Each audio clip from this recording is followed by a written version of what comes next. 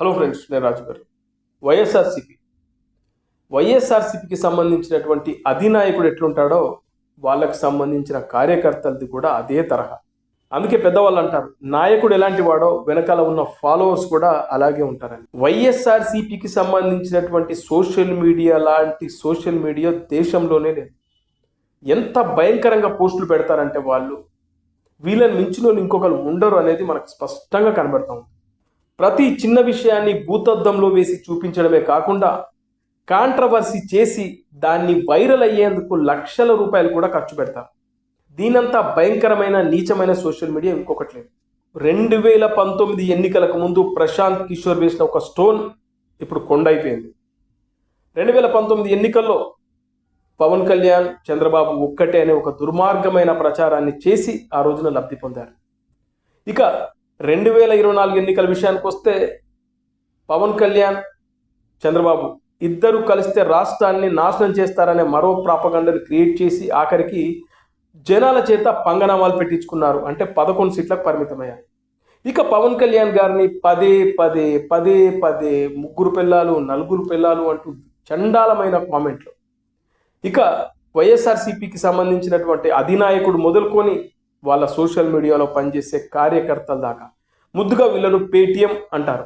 పవన్ కళ్యాణ్ గారిని టార్గెట్ చేసుకొని విచ్చలవిడిగా కామెంట్లు, బూతులు, ఇక మంత్రులు, ఎమ్మెల్యేలు అనే తేడా కూడా లేదు. సామాన్య కార్యకర్త నుంచి ముఖ్యమంత్రి దాకా అదే చండాలమైన భాష. అందుకే జనాలకు విరక్తి పుట్టి వీళ్ళను 11 స్థానాలకు పరిమితం చేసినా కూడా సిగ్గు, శరం, మానం కూడా వీళ్ళకు రాలేదని జనాలు మాట్లాడుకుంటుంటారు.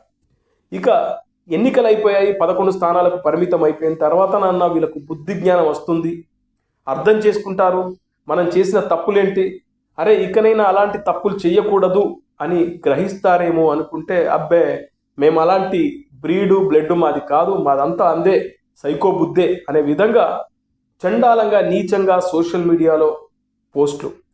వీళ్ళంతా భయంకరంగా పోస్టులు పెట్టే వాళ్ళు మరొకటి ఉండరు. ఇక వీళ్ళకు ఒక పెద్ద పెట్టే ఉంది, సాక్షి. దీంట్లో పొద్దున్న లేస్తే సాయంత్రం దాకా సంవత్సరాల కొద్దీ దశాబ్దాలుగా జగన్మోహన్ రెడ్డి భజన, ఇతరులను తిట్టే కార్యక్రమాలు తప్పితే ఏది ఉండదు. ప్రత్యర్థి పార్టీలు మంచి పని చేసినా కూడా దాన్ని దుర్మార్గంగా చేశాడనే చూపిస్తారే తప్పితే వీళ్ళ సాక్షి పేపర్లో కానీ సాక్షి మీడియాలో కానీ ఏ రోజున కూడా ఇది మంచి అని చెప్పిన దాఖలాలు ఉండబోవు కూడా. దానిలో ఉండేది రెండే, జగనన్న భజన, ప్రత్యర్థి పార్టీల మీద దాడి. ఇంతకన్నా సాక్షిలో మనం ఊహించకూడదు కూడా. ఇక సాక్షికి తోడుగా ఇంకొన్ని యూట్యూబ్ ఛానల్స్. జగన్మోహన్ రెడ్డి వేసే చిల్లరకు ఆశపడి చిల్లర పోస్టులు, చిల్లర కామెంట్లు. ఇక విదేశాల్లో ఉన్న వ్యక్తులు కూడా ఈ పేటీఎం బ్యాచ్లో సభ్యులే. అతను ఎవరో డాక్టర్ అంట, పొద్దున్న లేస్తే సాయంత్రం దాకా పవన్ కళ్యాణ్ మీద, చంద్రబాబు నాయుడు గారి మీద, లోకేష్ మీద, చిరంజీవి గారి మీద నెగిటివ్ వీడియోలు పెట్టడం తప్పితే వాటికి ఇంకేమీ తెలియదు. ఇక ఇలాంటి ఛానల్స్ బోలెడు ఉన్నాయి. ఈ మధ్యకాలంలో బయటకు వచ్చిన ఒక భయంకరమైన నిజం ఏంటంటే, దాదాపు ఒక 60 ఛానల్కి సంబంధించినటువంటి యూట్యూబ్లో 1,00,000, 2,00,000, 5,000, 10,000 ఇలా సబ్స్క్రైబర్స్ ఉండి వైఎస్ఆర్సీపీ తరఫున మాట్లాడే ప్రతి ఒక్కరిని పిలిపించుకొని వాళ్ళతో నెల ఇంత మీకు ఇస్తామని చెప్పేసి ఒక అండర్స్టాండింగ్ చేసుకొని, అంటే వాళ్ళకు ఒక నెల జీతం లాగా ఇస్తూ వాళ్ళతో వీడియోలు పెట్టిస్తున్నారు. ఇక ఇది కాకుండా సోషల్ మీడియా, ఫేస్బుక్, ట్విట్టర్. ఇక ట్విట్టర్లో అయితే వీళ్ళంతా అరాచకంగా రెచ్చిపోయే వాళ్ళని నేను చూడబోము కూడా. చాలా నీచంగా, దారుణంగా ఎక్కడెక్కడో విషయాలను కూడా ఎప్పుడో పాతవి కూడా తవ్వి తీసుకొచ్చి దాని మీద కామెంట్లు పెడతా ఉంటారు వీళ్ళు. ఇక తెలుగుదేశం, బీజేపీ, జనసేన కూటమి వచ్చిన తర్వాత వీళ్ళకు పని లేకుండా పోయింది. వీళ్ళు అసెంబ్లీకి వెళ్ళరు, 11 మంది ఇంట్లో కూర్చుంటారు. సోషల్ మీడియాలో పనిచేసే వాళ్ళకు ఈ పేటీఎం బ్యాచ్కి పనప చెప్తారు. ఇంకా వాళ్ళు అదే పనిగా పాత ఫోటోలు, పాత వీడియోలు తీసుకొచ్చి దాని మీద ఒక నెగిటివ్గా ఒక ట్యాగ్ చేసి దాన్ని పంపడం. ఇక దానికి మిగతా సోషల్ మీడియాలో పనిచేసే వీళ్ళ పేటీఎం బ్యాచ్ అంతా దాన్ని రీషేర్లు చేయడం, రీట్వీట్ చేయడం, దాని కింద వల్గర్గా కామెంట్లు పెట్టడం వాళ్ళ నైజం. ఇది వాళ్ళ పని అన్నమాట. అలా చూస్తే ఈ మధ్య కాలంలో మరీ దారుణంగా రెచ్చిపోతా ఉన్నాం. ఏ ఛాన్స్ దొరికినా దాన్ని వదిలిపెట్టట్లేదు. ముఖ్యంగా చూస్తే మొన్న చిరంజీవి గారు జై జనసేన అన్నారు. సందర్భం ఏంటి అనేది చూడరు. అక్కడ విశ్వక్సేన్ వాళ్ళ డాడీకి చిరంజీవి గారికి 15 సంవత్సరాల రిలేషన్ ఉంది. అప్పుడు ప్రజారాజ్యం పార్టీలో ఎమ్మెల్యే కంటెస్టెంట్. అలా ఒక సందర్భంగా చిరంజీవి గారు జై జనసేన అన్నారు. తప్పే ఉంది.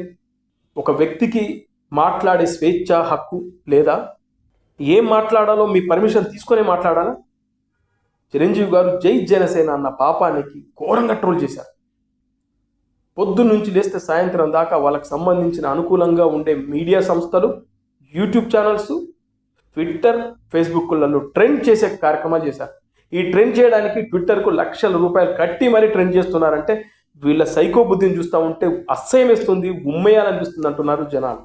ఇక రీసెంట్గా చిరంజీవి గారు చాలా కామన్గా, చాలా క్యాజువల్గా ప్రతి ఒక్కరి కోరిక, సమాజంలో మనుషుల్లా బ్రతికే ప్రతి ఒక్కడికి కూడా భార్యాభర్తలకు, అమ్మా నాన్నలకు, తాత ముత్తాతలకు ప్రతి ఒక్కరికి కూడా ఒక మనవడు ఉండాలనో, లేకుంటే ఒక వారసుడు ఉండాలనో, ఒక కొడుకు ఉండాలనో ఇది సహజమైన కోరిక. ఆ కోరికను వెళ్ళబుచ్చిన పాపానికి అయ్యా బాబోయ్ దీన్ని ట్రోల్ చేసినంత దారుణంగా, చండాలంగా ఈ సైకో సన్నాసులు ట్రోల్ చేయడానికి చూస్తూ ఉంటే అసహ్యం వేస్తుంది, ఉమ్మేయాలనిపిస్తుంది అంటున్నారు జనాలు. మొదట ఒక పాప పుట్టిన తర్వాత అరే నెక్స్ట్ ఒక బాబు పుట్టాలనే కోరిక మనలో ఉండదా? మీకు కానీ, మీ చెల్లెలకు కానీ, మీ అమ్మానాలకు కానీ, మీ అక్క చెల్లెలకు కానీ, మీ పిన్నికి కానీ, మీకు అత్తమ్మలకు కానీ ఉండదా? కామన్గా ఎవరికైనా ఉంటుంది. ఏదో మన చెల్లెకి మొదట ఒక అమ్మాయి పుట్టిన తర్వాత ఒక బాబు పుడితే బాగుండు, నాకు మేనల్లుడు వస్తే బాగుండు అనేది మన కోరిక ఉంటుంది. అలాగే చిరంజీవి గారు పాపాలు చేయడం వల్లనే అమ్మాయిలు పుట్టారంట. ఏంట్రా అసలు ఎంత దిగజారిపోతున్నారా మీరు? అంటే ఇప్పుడు మీ అమ్మ పుట్టిందంటే మీ తాత పాపం చేయడం వల్ల మీ అమ్మ పుట్టిందా? మీ అక్క పుట్టిందంటే మీ నాన్న పాపం చేయడం వల్ల మీ అక్క పుట్టిందా? మీ ఇంట్లో ముగ్గురు అక్క చెల్లెలు ఉన్నారనుకో, మీ తాతనో మీ నాన్ననో పాపం చేయడం వల్లనే అక్క చెల్లెలు పుట్టారా?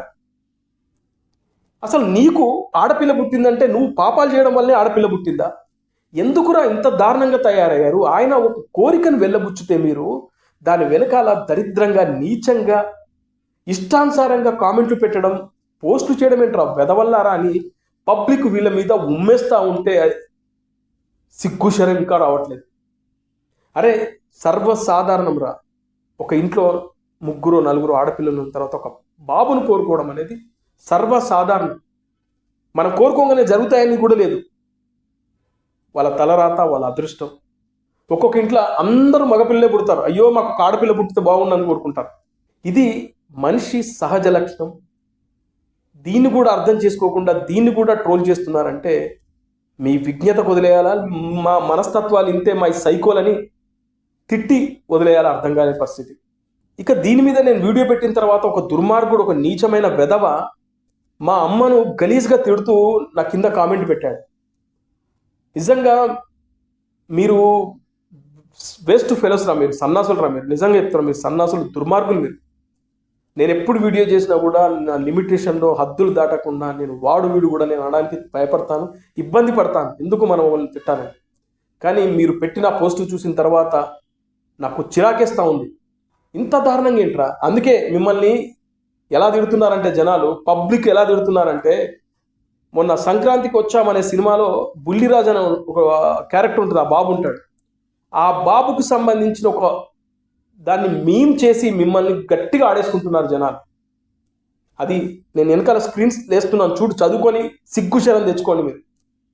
అందుకే వైఎస్ఆర్సీపీ సోషల్ మీడియా ఎంత దిగజారిపోయింది, ఎంత అసలు నీచంగా. అటు తెలుగుదేశం పార్టీని టార్గెట్ చేస్తారు, లోకేష్ని టార్గెట్ చేస్తారు, చంద్రబాబు నాయుడు గారిని టార్గెట్ చేస్తారు, ఇటు పవన్ కళ్యాణ్ గారిని టార్గెట్ చేస్తారు, అలాగే చిరంజీవి గారిని టార్గెట్ చేస్తారు.